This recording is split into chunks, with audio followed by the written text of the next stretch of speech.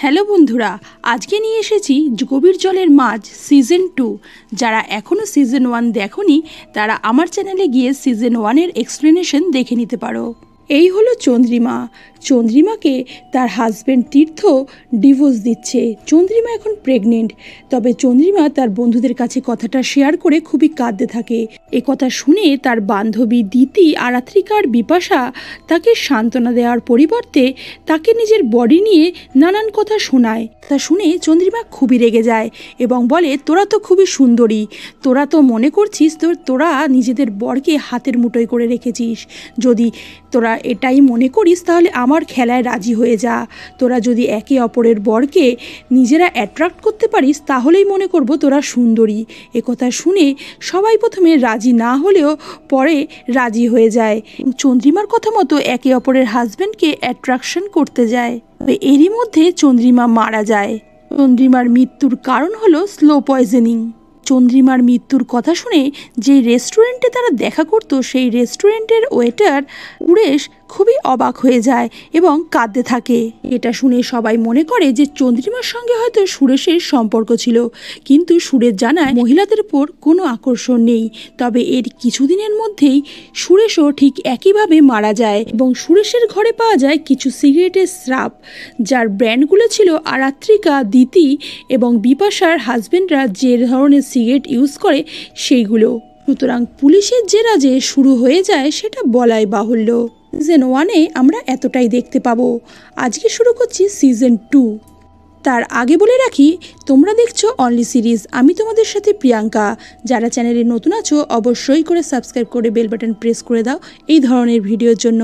মনে রাখবে তোমাদের একটা লাইক এই ধরনের ভিডিও তৈরি করতে আমাদের অনেক উৎসাহী করে। সিজন 2-র প্রথমেই আমরা দেখব যে ঘটনা যায় ফ্ল্যাশব্যাকে, যেখানে চার বান্ধবী কোনো প্ল্যানিং ছাড়াই গোয়ায় ঘুরতে গেছে, যার ফলে দিতির বর সুমিত খুবই টেনশনে পড়ে যায় এবং বাকিরা ঠাট্টা করে বলে যে তুমি কি মনে করছো, তোমার স্ত্রী তোমাকে ছাড়া অন্য কারোর সাথে কি এঙ্গেজ হয়ে যাবে? এ কথা শুনে সুমিত বিরক্ত হয়ে বলে, না, আমার বইয়ের ওপর আমার কনফিডেন্স আছে।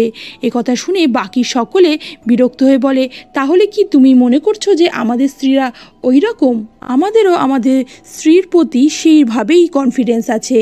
কথা শুনে তীর্থ হাসতে থাকে এবং বলে, তোমাদের এতই যখন সবাই নিজেদের স্ত্রীর ওপর কনফিডেন্স, তাহলে একটা গেম খেলো যেখানে আমরাই সুযোগ করে দেব ওদের নষ্ট হওয়ার জন্য। দেখি তোমাদের কনফিডেন্স যেতে না হারে। প্রথমে কেউই রাজি না হলেও পরে তীর্থর কথায় রাজি হয়ে যায়, কারণ সকলেই নিজের স্ত্রীকে খুবই বিশ্বাস করে এবং বলে যে তীর্থকে হারবেই। আর এইভাবে বাজি ধরার পরে তীর্থ তার স্ত্রী চন্দ্রিমাকে ডিভোর্স দেওয়ার হুমকি দেয়।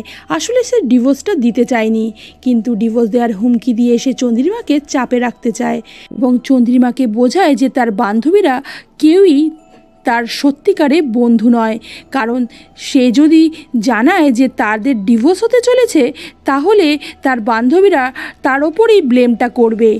কথা শুনে চন্দ্রিমা প্রথমে রাজি হয় না। তীর্থ চন্দ্রিমাকে তার বান্ধবীদের ওপর বন্ধুত্বের টেস্ট করতে বলে, কিন্তু যাতে চন্দ্রিমা রাজি হয় না, তখন তীর্থ তাকে বোঝায় এই বন্ধু যাচাইয়ের পরীক্ষার পর তাদের বন্ধুরা যদি লয়াল হয় তাহলে আর কোনো টেস্ট করতে হবে না, কিন্তু সে যদি মনে করে যে তার বন্ধুরা লয়াল নয় তাহলে তাদের চরিত্র যাচাইয়ের পরীক্ষা করবে। পরিবর্তে চন্দ্রিমাকে সে ডিভোর্স দেবে না এবং তার সেক্রেটারি বৃন্দার সাথে তার যে রিলেশনটা চলছে সেটাও ব্রেকআপ করে নেবে। পরেই চন্দ্রিমা মিট করে তার বান্ধবীর সাথে এবং সে দেখে যে তার বান্ধবীরা তার রিলেশন ব্রেকআপের জন্য তাকেই দায়ী করছে, তার বডি শেমিংয়ের জন্য তাকেই দায়ী করছে, খেয়ে খেয়ে মোটা হয়ে গেছিস ইত্যাদি কথা তাকে শোনাচ্ছে। তখন চন্দ্রিমা খুবই রেগে যায় এবং সে তাদের চরিত্র যাচাইয়ের পরীক্ষা শুরু করে। চন্দ্রিমা বুঝে যায় যে তার বান্ধবীদের নিজেদের রূপের খুবই অহংকার, তাই তাদের এই ধরনের টেস্টের জন্য এগিয়ে দেয়।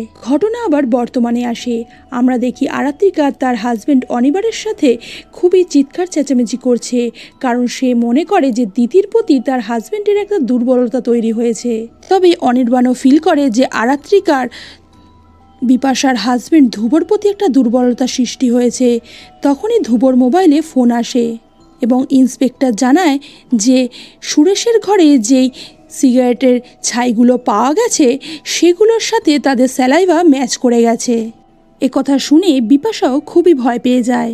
তখনই তীর্থ সুমিতের বাড়িতে আসে এবং জানায় যে ইন্সপেক্টর তাকে কল করেছিল এবং জানিয়েছে যে তাদের স্যালাইভা ম্যাচ করে গেছে। আর এখানেই আমরা জানতে পারি যে দিতি মারা গেছে। আসলে কয়েকদিন আগে দিতিও ঠিক একইভাবে মারা গেছে স্লো পয়জনিংয়ে। ঘটনা আবার বর্তমানে আসে এবং দেখা যায় যে তাদের স্যালাইভা ম্যাচ করায় ইন্সপেক্টর তাদের ডেকেছে। তাই ইভান আরাত্রিকাকে রেখে যায় বিপাশার বাড়িতে। একে একে তাদের দুই বান্ধবী মারা যাওয়ায় তারা মনে করে তাদের ওপরে হয়তো মৃত্যুর খাড়া ঝুলছে এবং কেউ চাইছে যে তাদেরও মেরে ফেলতে। তাই মৃত্যুর আগে খুনিকে ধরবার প্ল্যানিং তারা করতে থাকে। সুরেশের ঘর থেকে পাওয়া সিগারেটের স্রাব থেকে যখন স্যালাইভা ম্যাচ করে যায়, অফিসার গায়েন তাদের ডেকে পাঠায় কথা বলার জন্য। তখন তারা জানায় যে এই খেলাটা শুরু করেছিল তীর্থ নিজেই এবং তারা মনে করেছিল তাদের স্ত্রীরা সেদিন রাতে চন্দ্রিমার সাথে যা যা কথা হবে তাদের এসে বলবে, কিন্তু তাদের স্ত্রীরা সেই রকম কোনো কথাই তাদের এসে বলেনি। তাই তারা সেই রাতে আবার তীর্থর সাথে দেখা করলে তীর্থ জানায় চন্দ্রিমা তাকে ফোন করে জানিয়েছে যে তীর্থর সাথে চন্দ্রিমা আর কোনো রিলেশন রাখবে না এবং তাকে ডিভোর্স দেবে এবং চন্দ্রিমা নিজের মনের মতো করেই খেলাটা এবার খেলবে। অফিসার গায়েনকে এসব কথাই জানাচ্ছিল সুমিত্রা। ঠিক তখনই একটি মহিলা বাচ্চা কোলে ঢুকে পড়ে পুলিশ স্টেশনে এবং চিৎকার করতে থাকে যে তার স্বামীকে তাকে একবারটি অন্তত দেখতে দেয়া হোক। অফিসার একটু অবাক হয়ে জানতে চায় তার স্বামীর নাম কি। ওই মহিলা জানায় সুরেশ খানসামা। একথা শুনে সবাই একটু অবাক হয়ে যায়, কারণ সুরেশ সবাইকে বলেছিল যে সে গে, তার কোনো মহিলাদের প্রতি ইন্টারেস্টই নেই। অফিসার গায়েন সুমিতের স্টেশন লিভ করতে মানা করে এবং ছেড়ে দেয়। একে বিপাশা আর আরাত্রিকার মধ্যে এতটাই সন্দেহ জমেছিল যে একে অপরের করা কফিও তারা খেতে চাইছিল না, কিন্তু তারা চাইছিল যে যদি তাদের মরতেই হয় মরার আগে তারা কে মারছে সেটা জেনে মরবে। তাই তাদের প্রথমেই সন্দেহ হয় চন্দ্রিমার হাজবেন্ড তীর্থর ওপর। তীর্থর অফিসে যাওয়ার সময় আরাত্রিকার হাজবেন্ড অনির্বাণ ফোন করে জানায় যে সুরেশ খানসামা গে নয়, তার স্ত্রী এখানে এসে হাজির হয়েছে। কথাটা শুনে বিপাশা আর আরাত্রিকা দুজনেই বেশ অবাক হয়। তীর্থর অফিসে পৌঁছে যায় আরাত্রিকা আর বিপাশা এবং বিভিন্ন রকম প্রশ্ন শুরু করে। ঠিক তখনই তীর্থর সেক্রেটারি বৃন্দা চলে আসে এবং জানতে চায় আজ দুপুরে কি তারা একসাথেই লাঞ্চ করবে। একথা শুনে দুজনেই বেশ অবাক হয়, কারণ বৃন্দার মতো স্মার্ট মেয়ে কিভাবে যে তীর্থকে পছন্দ করলো এটাই তারা অবাক হচ্ছিল। বিপাশা বৃন্দার সাথে বেশ একটু আনইউজুয়াল বিহেভ করে, যেটা দেখে আরাত্রিকা বুঝে যায় যে তীর্থর সাথে হয়তো বিপাশার চক্কর চলছে, তাই সে এতটা জেলাস হয়েছে।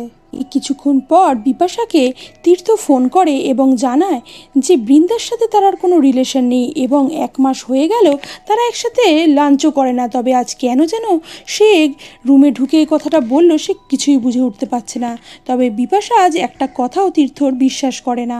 পুলিশ স্টেশন থেকে সবাই একসাথে বিপাশার বাড়িতে ফেরে এবং একসাথে ডিসাইড করে আজ আর কোনো গোপন রাখবে না কেউ কোনো কথা, সব কথাই সবাই একসাথে খুলে বলবে, তাহলে যদি কোনো খুনিকে ধরা যায়। তখনই সুমিত জানায় যে তীর্থ তাকে বলেছিল যে সেদিন যখন চন্দ্রিমা বাড়ি ফেরেনি পরের দিন সকালবেলা সুরেশ তাদের বাড়িতে এসেছিল এবং জানিয়েছিল যে চন্দ্রিমা তার ঘরে ঘুমিয়ে পড়েছে। একথা শুনে তীর্থ খুবই রেগে যায় এবং মারতে যায় সুরেশকে। তখন সুরেশ জানায় যে তার নারীর প্রতি কোনো আকর্ষণ নেই। পর থেকেই তীর্থ সুরেশকে টাকা দিত চন্দ্রিমার ওপর নজর রাখার জন্য। সকলে এইসব কথাই আলোচনা করছিল, ঠিক তখনই সেখানে তীর্থ চলে আসে চন্দ্রিমা আর দিতির দুটো ফটো নিয়ে। অফিসার যায় সেই রেস্টুরেন্টে যেখানে সুরেশ কাজ করত। তখনই বিষ্ণুর সাথে তার আলাপ হয় এবং বিষ্ণু জানায় যে সুরেশ তীর্থবাবু ছাড়াও আরও একজনের থেকে টাকা নিত। চন্দ্রিমার সম্পর্কে সব কথা সে তাকে জানাতো। আরাত্রিকা ইচ্ছা করেই সবার সামনে তীর্থ আর বিপাশার রিলেশনটা বলে দেয়, যেটা শুনে দিব্য আর নিজেকে সামলাতে পারে না, একটা চর কষিয়ে দেয় বিপাশাকে। বিপাশা আরাত্রিকাকে বলে, আমাদের কথাটা তোর এখন সবার সামনে না বললেই হতো না, কি আনন্দ পেলি তুই এতে? দিব্য বিরক্ত হয়ে তীর্থকে বলে, তুমি এখান থেকে বেরিয়ে যাও, তোমাকে দেখলে আমার আর সহ্য হচ্ছে না। তবে তীর্থ বলে, আজকে কিছু কথা ক্লিয়ার হওয়া দরকার। সেদিন যখন চন্দ্রিমা এসেছিল আমি ওকে অনেক বোঝানোর চেষ্টা করেছিলাম যে আমি রিলেশনটা ব্রেক করতে চাই না, কিন্তু চন্দ্রিমা নিজেই বলে যে ও চায় না আমার সাথে কোনো রিলেশন রাখতে এবং আমার বাচ্চাটাকেও অ্যাভয়েড করতে চায়। চন্দ্রিমা নিজেই তাকে বলেছিল যে এই বাচ্চাটার মা আমি শিওর, কিন্তু বাবা তুমি এটা শিওর তো? যে কথাটা শুনে খুবই ঘাবড়ে গেছিল তীর্থ। তখনই সুমিত সবার জন্য কফি নিয়ে আসে এবং সবাইকে বলে, মাথা ঠান্ডা করে সবাই নিজে যা যা জানো সেগুলো জানাও সবাইকে।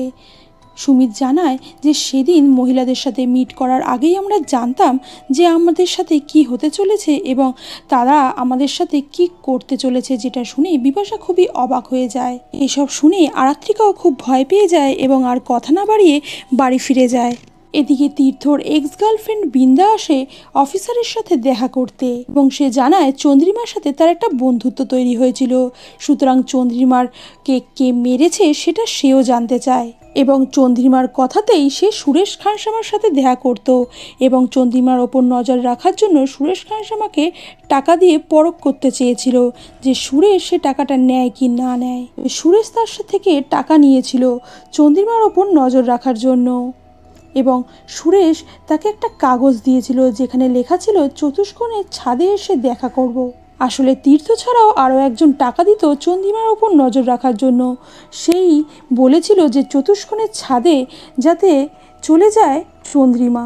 রাত হলে বিপাশা আরাত্রিকাকে ফোন করে, ঠিক তখনই অনির্বাণ পেছন থেকে ডাক দেয় আরাত্রিকাকে। আরাত্রিকা পেছনে ঘুরতেই দেখে অনির্বাণ ধপ করে মাটিতে পড়ে যায় এবং তার নাক মুখ থেকে গলগল করে রক্ত পড়তে থাকে, যেটা দেখে আরাত্রিকা খুবই ভয় পেয়ে যায়। অনির্বাণও ঠিক একইভাবে স্লো পয়জনিংয়ে মারা যায় এবং পরের দিন সকালে যখন বিপাশারা আসে তখন আরাত্রিকা সবার সামনেই বলে ফেলে যে আমি আর দিব্যর দিকে নজর দেব না, তুই দিব্যকে সামলে রাখ, আমি তো অনির্বাণকে সামলাতে পারলাম না। কথাটা শুনে অনির্বাণের বৌদিও খুবই বিরক্ত হয়। তখনই অফিসার সেখানে আসে এবং তীর্থকে বলে তীর্থ যাতে তার সাথে এসে দেখা করে। শুনে বিপাশা খুবই রেগে যায় এবং সকলের সামনেই তীর্থকে ব্লেম করতে থাকে। ফেরার সময় দিব্য বিপাশাকে বলে তার সন্তানদের মা বাড়ি পাঠিয়ে দিতে, কারণ তারাও যদি এরকমভাবে মারা যায় তাহলে তার সন্তানরা যাতে এটা না দেখতে পায়। বিপাশা দিব্যকে বলে যদি আমাদের মরে যেতেই হয় তাহলে শেষ কটা দিন আমরা বন্ধু হতে পারি, অন্তত কে আমাদের সকলকে মারতে চাইছে সেটা আমরা একসাথে খুঁজে বের করতে পারি, যেটা শুনে দিব্য তার কথায় রাজি হয়ে যায়। তীর্থ দেখা করতে গেলে অফিসার গায়েন জানায় যে চতুষ্কোণে নাকি বৃন্দার মামার একটা বন্ধ ফ্ল্যাট ছিল এবং বৃন্দার সাথে তীর্থ নাকি সেখানে মাঝে মধ্যেই যাতায়াত করত। চতুষ্কোণে যে সিসিটিভি ক্যামেরাটা খারাপ হয়ে গেছিল সেটা তো তার জানার কথা, সেই সুযোগেই তিনি চন্দ্রিমা দেবীকে মেরে ফেলেননি তো। বারংবার বোঝানোর চেষ্টা করে যে সে কিছুই করেনি। তখন অফিসার বলে চন্দ্রিমা তার সেক্রেটারি বৃন্দাকে বাড়িতে ডেকেছিল এবং বৃন্দার সাথে বন্ধুত্ব করেছে এবং সে নাকি বৃন্দাকে বুঝিয়েছে যে বৃন্দার তীর্থর জন্য মন খারাপ করে থাকার কোনো মানেই হয় না। তীর্থ নাকি একদিকে যেমন বৃন্দাকে বলেছিল যে তার স্ত্রী চন্দ্রিমার মাথাটা খারাপ, তাই তাকে এই অবস্থায় সে ছেড়ে দিতে পারবে না। এরকমই সিম্প্যাথি গ্রো করে বৃন্দার কাছাকাছি এসেছিল তীর্থ, এ কথাটা এবং সে বৃন্দাকে বোঝানোর চেষ্টা করে যে তুমি আরও বেটার অপরচুনিটি পাবে, ওর থেকে অনেক বেটার মানুষ তোমার যোগ্য, তোমাকে সেটা নিজেকেও ফিল করতে হবে। বৃন্দাকে মাঝে মধ্যে শপিং করাতে নিয়ে যেত চন্দ্রিমা এবং বৃন্দাকে মেকওভারও সেই করে দিয়েছিল। তার গায়েন তীর্থকে এসব কথা বলছিল, ঠিক তখনই অনির্বাণের বৌদি অফিসারকে ফোন করে জানায় তার সাথে কিছু কথা আছে এবং তিনি সন্দেহ করছেন যে অনির্বাণকে হয়তো আরাত্রিকাই মেরেছে নিজের রাস্তা পরিষ্কার করার জন্য। গায়েন জানায় তিনি নিজে এসে তার সাথে কথা বলবেন এবং আরাত্রিকাকে কিছু কথাও তার বলার আছে। তীর্থ বারংবার অফিসারকে বলে তার কোথাও একটা ভুল হয়েছে, কারণ সে কোনোভাবেই এই ব্যাপারটার সাথে জড়িত নয়। সে সেদিন শিলিগুড়ি থেকে ফিরছিল কলকাতায়। পরে অফিসার যায় অনির্বাণের বাড়িতে এবং তার বৌদির সাথে কথা বলে জানতে পারে সেদিন রাতে যেদিন চন্দ্রিমা মারা গেছিল সেদিনকে দিব্য এসেছিল আরাত্রিকার সাথে দেখা করতে এবং দুজনই দুজনকে বলে যে তারা একে অপরকে ভালোবাসে এবং আরাত্রিকা বলে যে তারা কি এইভাবেই সারা জীবন কাটিয়ে দেবে। তখন দিব্য বলে না, তারা এর থেকে বেরোনোর একটা উপায় ঠিকই বার করবে। এই কথাটা শুনে ফেলেছিল অনির্বাণের বৌদি। এদিকে দিব্য আর বিপাশা পৌঁছে গেছিল সেই পিএনপিসি রেস্টুরেন্টে এবং সেখানে গিয়ে বিষ্ণুর কাছে জানতে চায় যে সে সুরেশের সম্পর্কে কি জানে। প্রথমে কিছুই বলতে চায়নি, কিন্তু দিব্য বুঝতে পারে যে বিষ্ণু গে, পুরুষদের প্রতি বিশেষ আকর্ষণ। এ কথা বুঝতে পেরে দিব্য গিয়ে বিষ্ণুকে রিকোয়েস্ট করে যে সে যদি তাদের হেল্প না করে তাহলে হয়তো তাকেও মরতে হবে। বিষ্ণু তাকে জানায় যে এখানে কোনো কথাই তার বলা সম্ভব নয়, তার সাথে কথা বলতে হলে বাইরে যেতে হবে এবং তাকে ওয়েট করতে বলে। এদিকে অফিসার আরাত্রিকার সাথে কথা বলতে আসে, তখন সুমিতও সেখানটায় ছিল। তাই অফিসার সুমিতকেও বসিয়ে দেয় এবং জানতে চায় যে সেদিন রাতে আরাত্রিকা দিব্যর সাথে সেটেল হওয়ার কথা বলছিল এবং কোন উপায়টা তারা খুঁজে বের করেছে, সেই জন্যই কি তারা অনির্বাণকে মেরে ফেলেছে। এই কথা শুনে আরাত্রিকা বলে স্বামী স্ত্রী নিজেরা যখন সেপারেশন করতে চাইবে তার মানে হলো তারা দুজন দুজনের কাছে ডিভোর্স নেবে, কেউ কাউকে মেরে ফেলবে এইটা নয়। দিব্য বিষ্ণু থেকে জানতে পারে যে সুরেশ টাকার জন্য সব কিছু করতে পারে এবং টাকার জন্যই তাকে মরতে হলো। সুরেশের সাথে হয়তো চন্দ্রিমার একটা সম্পর্ক ছিল। বেশ কয়েকজন চন্দ্রিমার খোঁজখবর নেওয়ার জন্য তাকে টাকাও দিত, সেটা সে নিজেই দেখেছে। আরাত্রিকা বিপাশাকে ফোন করে এবং জানায় যে অফিসার গাইন তাকে জানিয়ে দিয়েছে যে সেদিন চন্দ্রিমা যেদিনকে মারা গেছে সেদিন রাতে তারা যে হাজব্যান্ড সোয়াইপ করেনি, তাদের হাজব্যান্ডরা যে তাদের সাথে ছিল না সেটা তিনি জেনে গেছেন এবং তিনি খোঁজ খবর নিয়ে ঠিকই বের করবেন আসল অপরাধীকে। এরপরই অফিসার গাইন সুমিত আর দিব্যকে ডেকে পাঠায় এবং দিব্য চিন্তা করে সেদিন রাতে যখন চন্দ্রিমার সাথে তারা তিনজন মিট করতে গেছিল তখন চন্দ্রিমা একটা অন্য গাড়ি করে তাদের সামনে দিয়ে বেরিয়ে যায় এবং তারপর সেই গাড়িটার পিছু নিয়েছিল তারা এবং তারা দেখেছিল চন্দ্রিমা পৌঁছে গেছিল সেই চতুষ্কোণে, তবে চতুষ্কোণের ভিতরে তারা আর প্রবেশ করেনি। ফ্ল্যাশব্যাকে একটা ঘটনা দেখানো হয়, যেদিন চন্দ্রিমা মারা গেছিল সেদিন রাত 12টার পর তিন বন্ধুকেই সে একই মেসেজ করে, যদি তার সত্যিকারের বন্ধু হয় তাহলে যেন চতুষ্কোণ অ্যাপার্টমেন্টের ছাদে এসে তার সাথে দেখা করে। ঘটনা আবার বর্তমানে আসে, যেখানে অফিসার গায়েন জেরা করছে ধ্রুব আর সুমিতকে। জানতে চাইছে যে চন্দ্রিমা যেদিন মারা গেছিল সেদিন তারা কোথায় ছিল, তারা যে তাদের স্ত্রীর সাথে ছিল না সেটা তিনি জেনে গেছেন। আরও জানায় যে তীর্থর এক্স গার্লফ্রেন্ড বৃন্দা এসে তাকে জানিয়েছে যে যেদিন চন্দ্রিমা মারা যায় সেদিন সকালে চন্দ্রিমা তার হাজব্যান্ডের সঙ্গে দেখা করতে গেছিল এবং সে শুনতে পেয়েছে তার হাজব্যান্ড তার বন্ধু বিপাশার সাথে একই রুমে ছিল এবং তার কথাবার্তা শুনে সে বুঝে গেছে তাদের দুজনের মধ্যে অ্যাফেয়ার্স চলছে বেশ অনেক দিন ধরে, কিন্তু সে কিছুই জানতো না। এরপর ফিরে গিয়ে চন্দ্রিমা বৃন্দার সাথে মিট করে এবং সব ঘটনা জানায়। তারপরে আরও একটি কথা জানায়, সে যাকে ব্ল্যাকমেল করছে সে চতুষ্কোণের ছাদে তাকে দেখা করতে ডেকেছে, কিন্তু সেটা কেশ তাকে বৃন্দা চেনে না। বৃন্দা বারংবার তাকে মানা করলেও চন্দ্রিমা তার কথায় কান না দিয়ে সেদিন সেখানে দেখা করতে গেছিল। ধ্রুব আর সুমিত দুজনেই অফিসারকে একই কথা বলে, তারা সেদিন চন্দ্রিমার পিছু পিছু চতুষ্কোণে গেছিল ঠিকই, কিন্তু চতুষ্কোণের ভিতরে তারা ঢোকেনি। স্যার জানায় চতুষ্কোণের সিসিটিভি ক্যামেরাটা খারাপ হয়ে গেছিল, সেই জন্য তিনি কোনো তথ্য প্রমাণ দেখে উঠতে পারছেন না।